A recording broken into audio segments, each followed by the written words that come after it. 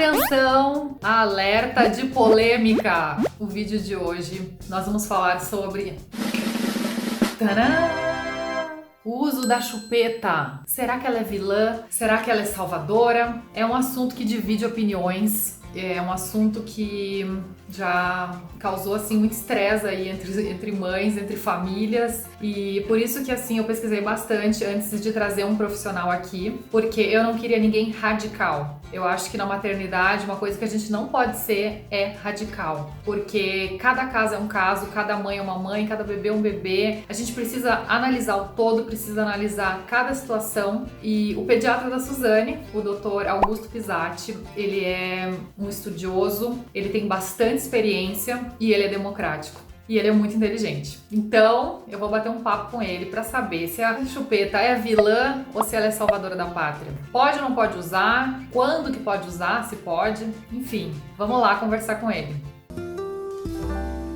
Doutor Augusto, seja bem-vindo ao canal. E eu estava falando já para as pessoas que esse assunto é muito polêmico. Eu pesquisei vídeos, livros, profissionais na internet, de boca. Eu achei muita gente radical, que eu acho que é uma coisa que não é bacana na maternidade, porque é muito individual, né? Depende do bebê, depende da mãe, depende do convívio, do estilo de vida. Então, assim, ser radical nesse assunto, principalmente, é bem complicado, né? E vamos lá. Você quer começar pelos benefícios ou os malefícios da chupeta? Então, é quase uma coisa só, né, Ju? A gente vai falar desse uso que é absolutamente controverso, né, com muitas dúvidas. Lógico que se a gente for pela parte técnica, quando começar a falar da parte técnica, a gente vai ficar claro qual é a melhor opção, mas a gente tem que considerar muito o que você falou, que cada caso é um caso, a gente precisa considerar sempre a parte global do que a mãe, do que os pais estão passando com a chegada do bebê, que às vezes a gente ser super estrito, tudo, a gente já vai acabar causando mais mal do que bem. Fica muito fácil a gente falar de todos os malefícios que o uso da chupeta pode causar, que realmente são muitos, e muito poucos benefícios, eu vou até falar sobre isso, mas a gente tem que mesmo considerar cada caso, né? Então, assim,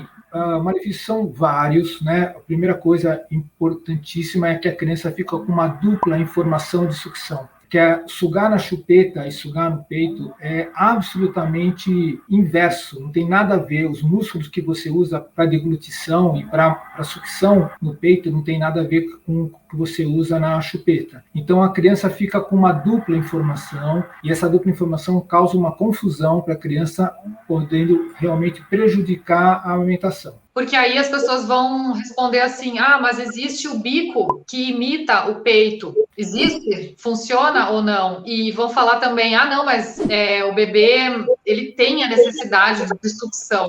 Então, por mais que não seja o peito, daí pode ser a chupeta. Então, essas duas coisas têm que ser consideradas, né? A indústria vai fazendo sempre uma mimetização do que é o bico do seio, tentando formatos diferentes. Existem trabalhos que mudam até o istmo que é aquele pedacinho que vai até a ponta da chupeta menor, porque diz que com isso daria menos deformidade, mas os trabalhos ortodônticos mostram que qualquer tipo de bico, com qualquer formato, causa a deformidade da arcada dentária do bebê. Então isso é a realidade, isso realmente acontece, tá? Mas esse uso, assim, tem um limite, né? No caso de uma mãe que, sei lá, que precisou dar, aí tem algum limite de tempo, ou a partir de quando que dá para introduzir a chupeta, né? Não sendo aconselhável, mas se muito a mãe quiser. Não existe esse tempo, Ju. Esse tempo não é uma coisa, porque existem crianças, por exemplo, que usam um determinado tempo de chupeta e não tem uma deformidade importante. Outras que usam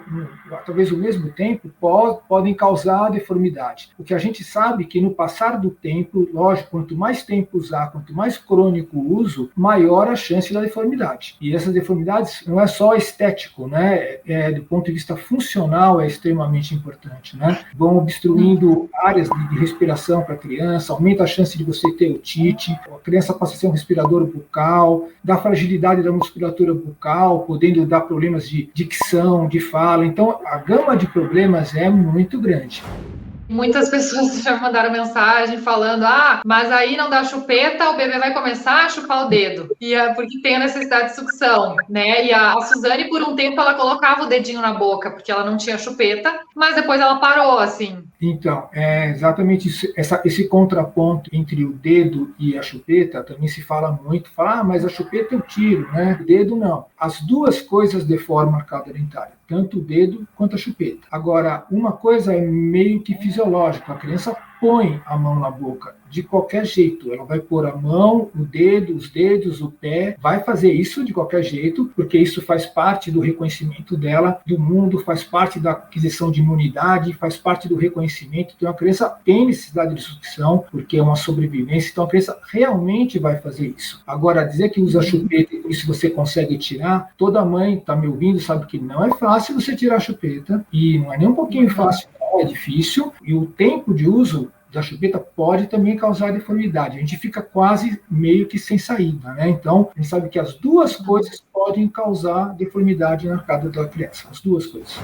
Tem alguma relação do uso da chupeta com futuros problemas como compulsão alimentar, o cigarro, Sim. Que eu já li bastante, né? Eu não sei, falam que como a criança está usando alguma coisa na boca para se acalmar toda vez, que isso no futuro pode ser semelhante a querer fumar, a querer estar toda hora comendo. Isso não é achômetro, não. Isso está no site da Sociedade Brasileira de Pediatria, né? Porque a necessidade de levar a coisa à boca, que no começo é uma necessidade que a criança tem de sobrevivência, passa a ter uma referência como atitude de calma, carinho, sossego, preenchimento de vida. Então, a criança que vai evoluindo com essa sensação, ela passa a ser um adulto que mantém essa necessidade de preencher o que está faltando com coisas na boca. Então, desde alimentação, exagerada, desde cigarro e outras coisas que você vai substituir como se fosse a chupeta. Lógico que isso não é uma relação exata que vai acontecer com todo mundo, mas que todo mundo que o fuma ou que tem obesidade, por exemplo, foi quem usou chupeta, a gente não pode considerar isso como verdades absolutas, mas a gente sabe que ter esse expediente de você usar isso como calma, que a gente sempre conversa, né, Ju, nas conversas, que a gente precisa, pai e mãe, não consegue sempre deixar a criança tranquila, a criança vai ter momentos de estresse, isso vai acontecer. Quase que a função nossa não é a gente evitar que a criança se estresse ou que chore, porque isso vai acontecer. A gente saber lidar com isso com carinho, com atenção, com paciência, que é o que a gente tem que sempre conversar para ser a atitude nossa mais correta. A mãe que não conseguiu, não quis amamentar. O bebê tá chorando, porque a maioria das vezes que a Suzane tava chorando muito, que eu via que não, mesmo que não era fome, não era nada assim nítido, não era fralda, não era frio, não era calor, eu achava que era que ela queria colo. Eu dava colo, ela queria mamar. Então aquilo acabava acalmando ela. A gente deu bastante colo, então eu acho que é isso, né, para as mães que não querem dar chupeta, mas não estão amamentando. Qual é o teu conselho? Então, tudo isso tem limite, né, Ju? A gente sabe que assim, a gente tem um limite de quanto você pode fazer. Esse limite não é por tempo, né? Pode ter que se tiver alguma criança, por exemplo, que é extremamente irritadiça, que está muito agitada, você vai dizer, deixa a criança berrando, não vai fazer nada? Não, aí você tem que tentar dar o suporte. E aos poucos você também aprender a ir soltando. Até fazendo o paralelo que começamos a falar dos malefícios, a gente não falou dos benefícios. Existem momentos que o estresse é tão grande para a mãe ou para os pais, que você, às vezes, fala assim, puxa, eu não aguentei, eu já tive isso muitas vezes, eu não aguentei, eu tive que colocar a chupeta, porque a criança não calmava de jeito nenhum. Então, a pior coisa que a gente pode, por exemplo, começar com um discurso, por exemplo, isso como nós começamos a nossa conversa, dizendo de todos os malefícios que isso faz, eu vou aumentar a frustração absurdamente dessa mãe, vou deixar o ambiente horrível, enquanto que o que ela queria ouvir da gente era falar assim, olha, eu entendo o que está acontecendo com você nesse momento, você coloca um pouco, depois você tira, deixa colocar o mínimo possível, a gente sabe que isso pode, quer dizer, a conscientização do que pode fazer de mal, a gente pode com o tempo ir falando e mostrando, e falar, bom, deixa menos tempo, não coloca muito, pega um pouco no colo, quer dizer, a gente chama essa palavra que você usou mágica, que chama aconchego. Como a mãe faz esse aconchego à criança, nós, como os profissionais de saúde, a gente tem que dar um aconchego para a mãe para que ela possa Sim. encontrar algum respaldo para as tensões, né? Tem crianças que têm uma espécie de sucção absurda e uma irritabilidade tão grande que a gente pode usar vários métodos para acalmar. Hoje tem muitas coisas naturais que a gente pode usar e a gente lança a mão disso, mas às vezes chega num nível de estresse que a gente acaba permitindo, bem entre aspas, que use um pouco da chupeta ou um tempo para que isso tente melhorar a situação familiar. E do ponto de vista técnico, isso é já muito mais difícil de acontecer, mas tem crianças por problemas ou neurológicos ou por prematuridade que tem o que chama de sucção débil. Então, você pode usar como um estímulo, mas isso não é a rotina, tá bom? Quer dizer assim, isso são coisas que às vezes a gente usa como um artifício. Não tem só isso, né? Existem fonos especializadas em estímulo também, quer dizer, tem outras coisas que você pode lançar mão, mas às vezes a gente acaba usando isso como um artifício para tentar estimular a sucção.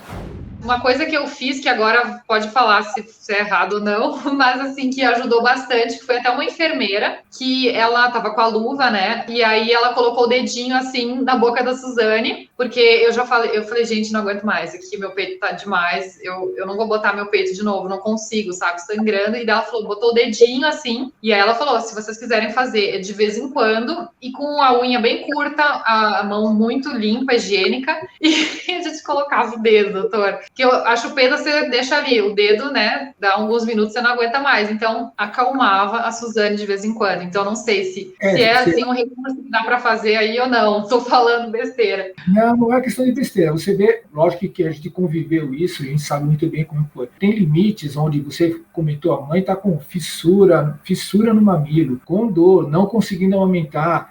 Tem coisas que você acaba abrindo um pouco o teu leque. Se a gente for muito radical, falei, não vai dar esse conforto. Nesse caso, você usou a sucção da criança, para, nesse caso, no dedo, ou se fosse um pouquinho de chupete tirar, era para dar um pouco de conforto para ela e para você. A gente não vai perder de vista o que faz mal, o que é melhor, mas essa coisa super radical de atitude, ou de um lado ou de outro, fala assim, dá chupete e acabou, ou não dá de jeito nenhum, se vira, quer dizer, seriam duas condutas radicais horríveis. Então, você tem um pouco de meio de campo, onde você vai analisar cada caso, não perdendo a noção do que faz mal, do que é melhor. A gente volta a falar dizendo, bom, colocou um pouco a chupeta, ou colocou o dedinho, vai tentando aos poucos tirar, não fica com isso com hábito. Quer dizer, a gente vai fazendo essa gestão do que está acontecendo. Sempre com aquele perfil de dar um suporte para quem está do teu lado.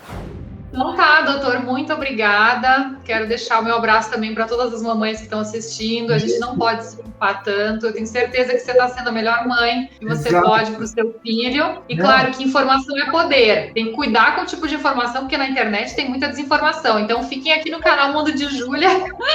Né, doutor? Que aqui tem profissionais estudiosos e é isso. E aí a gente vai adaptando no dia a dia, na nossa rotina, para ver o que é melhor, o que a gente pode fazer com os nossos bebês. Exato. Obrigadão, doutor, pela sua participação. Eu que agradeço, me coloco à disposição através da Júlia, o canal, qualquer coisa a gente pode ter alguma dúvida, alguma coisa a mais. Tem o Instagram do doutor também, da clínica, né, Pisati, se quiserem entrar em contato lá também. Tá isso ótimo. Aí. Quem não está inscrito no canal ainda, por favor, se inscreve, já deixa um like aqui nesse vídeo e compartilha com as outras mamães. Obrigada, até o próximo vídeo. Obrigado, Júlia, até mais.